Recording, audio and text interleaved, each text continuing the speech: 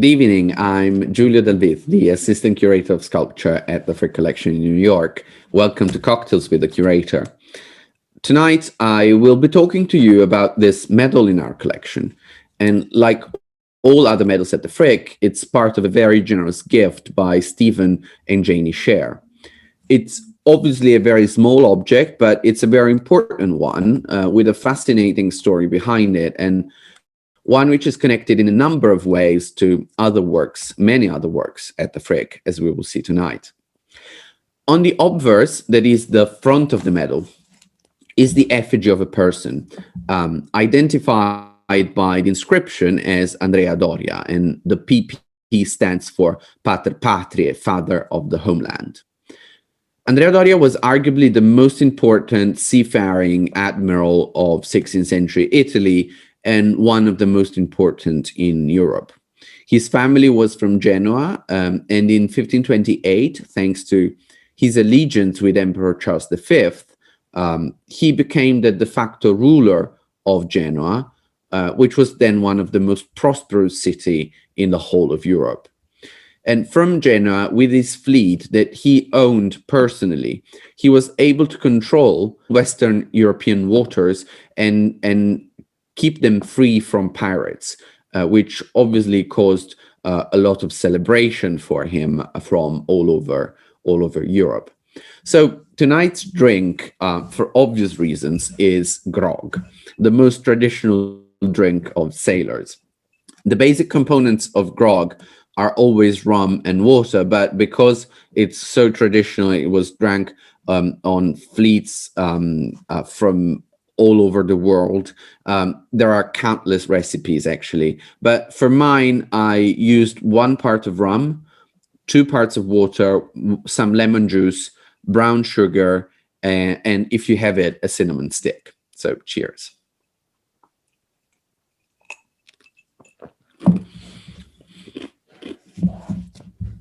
But this medal is not just important for its sitter, it's also very important for the artist who cast it. His name was Leone Leoni, and we know very little about his early life, but we do know that he was probably born in Arezzo, because in Tuscany, because he was often called Leone Aretino. And you may have heard this nickname before, because Aretino, telling us of the geographical provenance of the person, was also a nickname used by a great friend of Leoni, Pietro Aretino, that you see in a medal by him, again, at the Frick, and in the portrait of Aretino, of Pietro Aretino, by Titian, which is also at the Frick, and I'm sure you're very familiar with it. But these 3 men, Pietro Aretino, Leone Leoni, and Titian, were very close and were friends throughout their lives, basically. There was obviously an awkward moment when Leone decided to stab Titian's son, Orazio, but actually they were friends for a very long time. But the first time we actually meet Leone for certain is in Rome. In 1537, we know that he moved to Rome, and he became one of the artists working for Pope Paul III, that you see here in another medal by him. And 3 years later, however, his temperament, as usual, got the better of him, and he stabbed another man, a papal goldsmith, Pellegrino di Leuti, who had accused him of making forgeries. So Leone was sentenced to having his hand cut off, but the Pope decided to convert his sentence into service on the galleys. Galleys were long, slender, shallow ships that were propelled mainly by rowing, which required a lot of workforce, obviously, and that was made usually of enslaved or incarcerated people. But the galleys where Leone was to serve his sentence were owned and commanded by Andrea Doria, so that's where their paths crossed. So, considering his role as a ship owner, it's no surprise that we see one of Andrea Doria's galleys on the reverse of this medal. But the story is actually much more adventurous than that, because you see that there's another little boat by the bigger galley, and scholars have speculated that one of the two men on that little boat is actually Leone Leoni, because while serving his time on the galley, Leoni was in fact freed by Doria and welcomed to Genoa, where he stayed at the admiral's court for some months. And during this period, Leoni is believed to have cast this medal as a token of gratitude, together with other works, as we will see. And there is a drawing for a medal of Andrea Doria at the Morgan Library in New York, which is usually attributed to Leoni. And you see here that there are many differences, however, with the medal at the Frick. And we don't know if Leoni actually envisioned another different medal at first, or if he actually cast another medal which has gone lost, or if maybe the drawing is not by Leoni, it's by someone else. Certainly, many years later, Rembrandt, the author of the drawing that you see here, saw a medal of Andrea Doria, which we have no record. And so it is possible that actually Leoni did cast other medals of Doria, or at least other medals of Doria circulated, of which we know nothing. But in Leoni's medal, you see something that does not appear in the drawings that I've shown you, and that's the little object cropping up behind Doria's shoulders, and that's a trident, the symbol of Neptune, the ancient god of the seas. And it is a timid allusion to an equivalence between Doria and Neptune, which then became very common, especially after the 1540s, as a consequence of Doria's success and successful campaigns against pirates. And so an equivalence is often pursued between Neptune and Doria, but two important art historians, Linda Walk-Simon and Piero Boccardo, have shown that, in fact, Doria was rarely portrayed as Neptune himself. And since 1529, there had been a project of putting up a statue in Genoa of Andrea Doria as Neptune.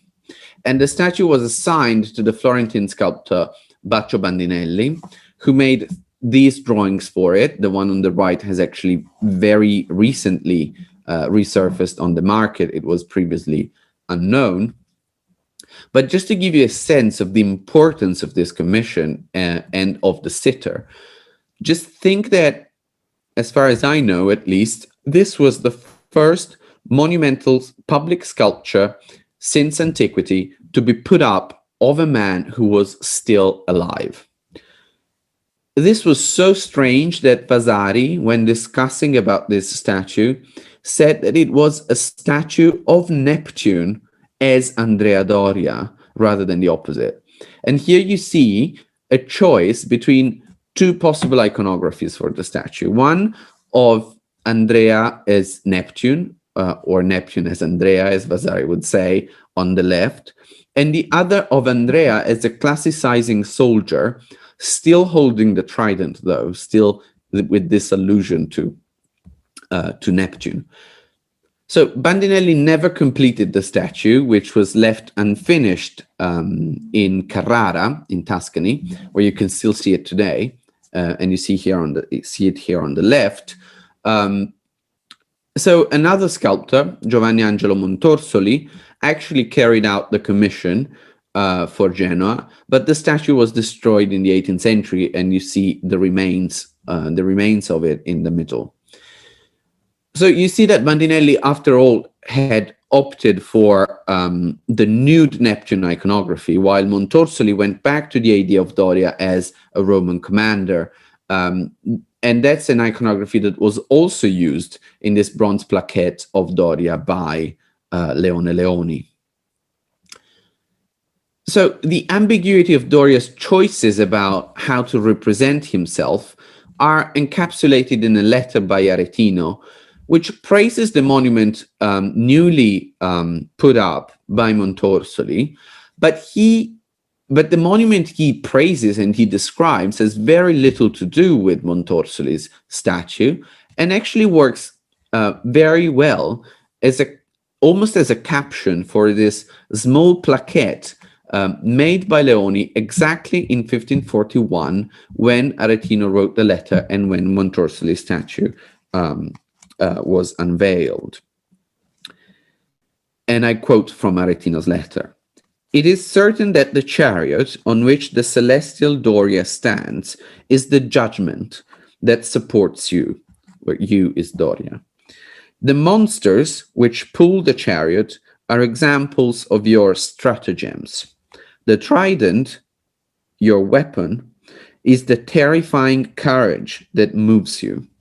The nudity that shows you uncovered is the clarity of your deeds. The nymphs that adore you are the virtues that glorify you. And the tritons blowing trumpets are the fame that makes you famous." End of quote. So Andrea Doria had also been portrayed by Sebastiano del Piombo in this great portrait of the mid-1520s on the left. But there's another portrait where this play with the Neptune iconography is fleshed out in a way, with a quasi-Neptune iconography, because here in the portrait on the right, this magnificent portrait by Bronzino at the Brera in Milan, which was commissioned by an important humanist, Paolo Giovio.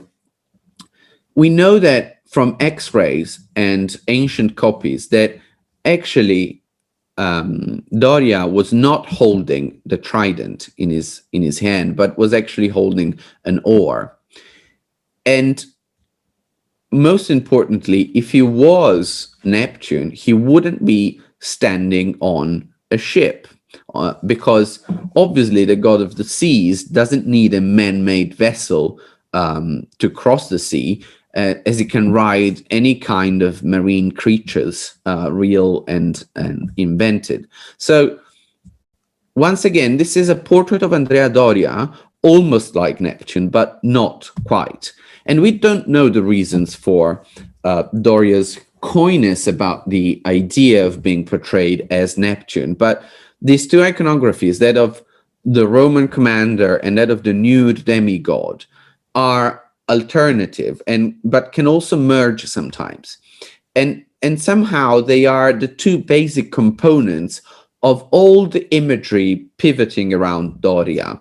And here you see two frescoes from his incredible palace, the Villa del Principe, that he built in Genoa and was frescoed by one of Raphael's most important pupils, Perino del Vaga.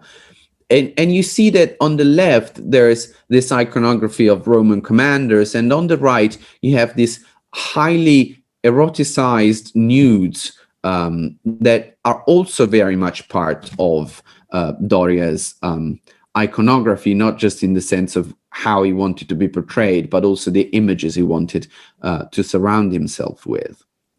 So in 1560, Doria died, and here you see his tomb in the Church of San Matteo in Genoa, again by Montorsoli. But Leone Leoni, in the meantime, just 1 year after being rescued by Doria, was appointed as superintendent of the mint in Milan and then Piacenza. He later established himself in Milan, where he became so important as to build this magnificent house for himself, the so-called Casa degli Omenoni, which took several decades to build. And his prestige, Leone's prestige, was growing and growing. And in 1548, he was finally introduced to the Holy Roman Emperor, Charles V. From then on, he kept working for the emperor. He had to travel to his court many times. He went to Brussels more than once.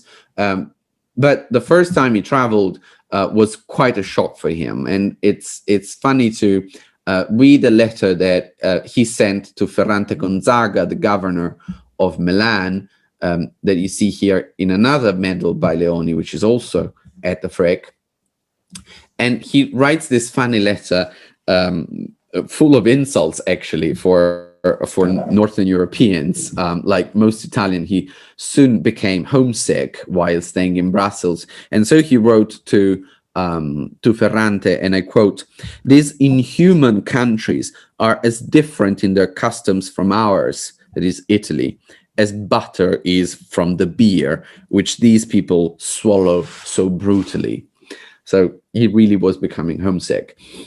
He was allowed to go back to Milan, and only rarely he had to actually go and see Charles at his court. So I've told you that there are so many connections at the Frick with Leone Leoni's work. And in a way, through objects at the Frick, we can almost retrace Leone's entire career. But there is another connection with Leone Leoni at the Frick, and it's about one of his most gifted pupils who came to Milan to work with him in his workshop in 1552, and that's Jacques Jongelink, the sculptor of the outstanding bust of the Duke of Alba at the Frick that you see on the right. But that's not the only connection, because some scholars have made a compelling case to attribute this bust on the left of Antonio Galli, which is also at the Frick, to Leone Leoni, based on its similarities with other busts by the artist, such as that of Philip II of Spain that you see here on the right. So between the 1550s and the 1580s, Leone and his son Pompeo were commissioned by the Emperor Philip II to work on more than 50 monumental bronze and marble statues for different monuments for the royal monastery of El Escorial in Madrid, just outside Madrid, actually. The most impressive of them is this monumental Charles V subduing Fury, now at the Museo del Prado in Madrid. So amazingly, you see that this is one work of art, it's not two, but you see that amazingly the whole armor of the emperor can be taken off, leaving him completely naked, triumphing over Fury. And this is another instance, I think, of a tension between a military portrait and a highly eroticized nude iconography, which is brilliantly resolved here through an assembled object. And obviously, Leone had in mind the representations and statues of Doria, which he had seen and maybe consulted on in Genoa a few years before. So Genoa and Andrea Doria really changed Leone's life forever. And it's Leone himself who tells us that in another version of the medal at the Frick, where on the reverse, instead of the galley, is an image of Leone himself, surrounded by the broken chains of his imprisonment on the galleys. And you also see a little galley behind his neck. So literally, Leone Leoni and Andrea Doria are two sides of the same coin. And this medal is really a token of gratitude and the visual proof of the inextricable connection between Doria and Leone. And it's also this medal is also the most important visual clue as to what Leone looked like, which offered a great scholar, Philip Atwood, a chance to speculate, and I love his idea actually, that the sitter in this famous, beautiful portrait by Titian at Palazzo Pitti in Florence is actually Leone Leoni. And we know that they were friends, so we would expect Titian to have painted a portrait of Leone. And this really looks like the reverse of the medal, which I've just shown you. So I hope you'll be able to come to Frick Madison and find this medal in one of the medal cases of the bronze room on the 3rd floor. And as you see, in this episode, I've tried to show you how medals are a way to connect different objects together and weave everything into history somehow. And indeed, they were often grouped together into what were called metallic histories, a form of history telling through medals. So thank you for joining, and see you soon for another episode. Goodbye.